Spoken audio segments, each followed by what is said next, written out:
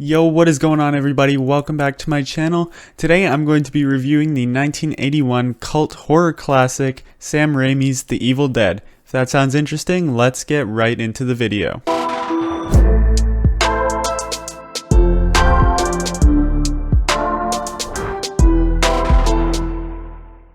Yo, what's up everybody? My name is Dominic from the channel Dominic Talks Movies, and if you love to talk about movies as well, you're definitely going to love my channel and should definitely consider hitting that subscribe button because I post movie content multiple times a week and you're not going to want to miss any of those videos. So as I said, subscribe down below. It's free and you can unsubscribe if you want to later. As I said, today I'm going to be talking about the 1981 cult horror classic Evil Dead, which spawned, I think, 2 sequels and a spin-off TV series and a video game. So yeah, it's a pretty popular movie amongst a lot of people. The franchise is definitely one of the more popular horror franchises, at least from what I've seen.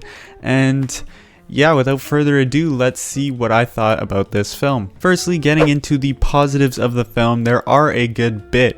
There's a bunch of cool backstory that I could get into that made me appreciate the film a lot more, but I won't bore you too much with that. I will just say though that the main thing is that Sam Raimi and Bruce Campbell were like friends in real life, and making this movie was kinda just like really difficult for them, as you could tell from the sort of indie style of filmmaking that they used. A lot of the low budget feeling of it was real because oftentimes they would have to stop filming for months on end to raise money so that they could make this movie.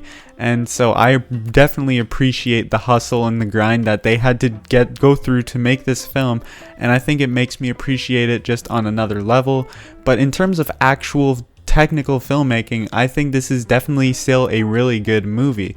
I think the camera work they used, the use of POV shots, all that sort of stuff is really good in this movie. I love the experimentalism that used in some of the cinematography. I think it worked really well, and it gave it sort of, as I said, an indie filmmaking vibe, a sort of experimental film almost, and it was really worked for the kind of campy horror that they were going for. And I don't know if you guys knew this, but me personally as a horror fan, I love it when there's sort of like a lo-fi, sort of low budget feel to a horror movie. Some of my favorite and some of the creepiest horror movies of all time sort of have that low budget feel, like Black Christmas and the Texas Chainsaw Massacre, and this film was exactly like that. It was purposely a little campy and a little over the top, but I think it still had those moments that were really tense and quite frightening. Like, this movie genuinely scared me a good few times.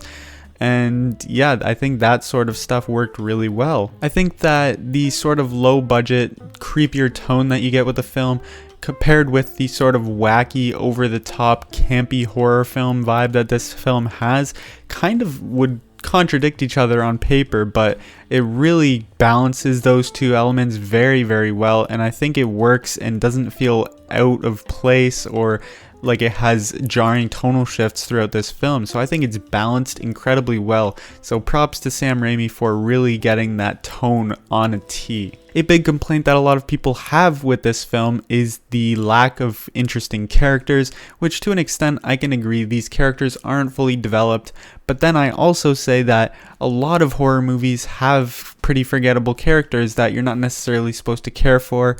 And there's always the main one, which in this case is obviously Ash, which in my case I did care for him. The other people maybe not so much, but he cares for them, which in turn kind of gets you to care for them in a sense, if that makes any sense at all. In this case, I think this did really work, even though the characters were a little bit bland. And then probably the biggest positive that a lot of people have with this movie is the gore and the practical effects used in this, and they are just absolutely top notch and just over the top. And I love how just overtly gory and violent this movie is. It's absolutely crazy, and I loved it. When the first demon was, or I guess the first demon, I don't really know what to call them. I don't really know if they're zombies or demons or whatever, but regardless, when the first one was killed, it was freaking crazy. I had my jaw was dropped to the floor. I was like in shock. It was crazy. There was gore everywhere. It was like melting. And they used crazy weird stuff to make it look grotesque and disgusting. It was wild, and this basically continued throughout the entire movie.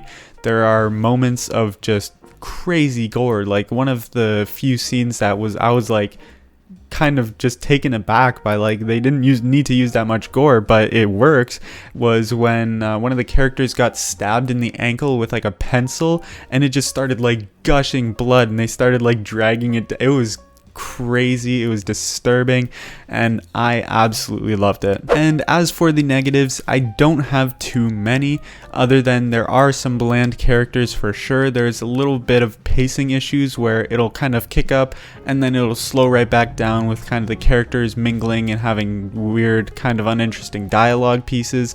But I'd say for the most part this is a well-paced movie. At parts it is a little boring though. There are also a few weird scenes. I think the very first kind of instance of encountering this sort of monster was really strange. It was like when the girl went out into the forest and it basically like sexually assaulted her. It was really strange. I was like, that's probably not a good way to start it off. At that point in the movie I was like pretty impressed by the filmmaking, but I'm like, if it kind of continues like this, I'm not sure I'm gonna like this.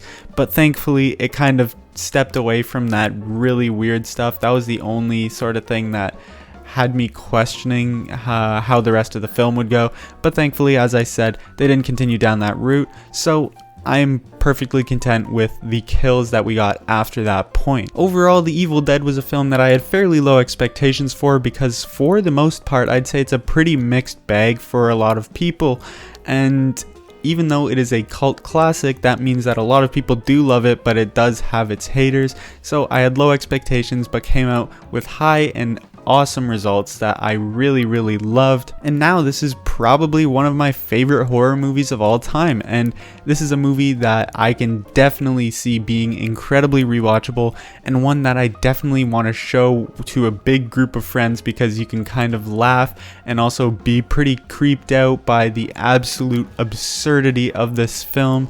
I really enjoyed this movie. Overall, I'm going to give The Evil Dead a 90%. And that is going to do it for my review of Sam Raimi's The Evil Dead. I absolutely love this movie, and I cannot wait to check out the sequels, because they look equally as crazy, if not more so. So I'm really excited to check those out. If you've seen this movie, let me know what you thought of it in the comments section. I'd love to see what your guys' opinions are. But basically, that is it for the video, and I'll see you all in the next one. Round the city, round the clock. Everybody needs you. No, you can't make every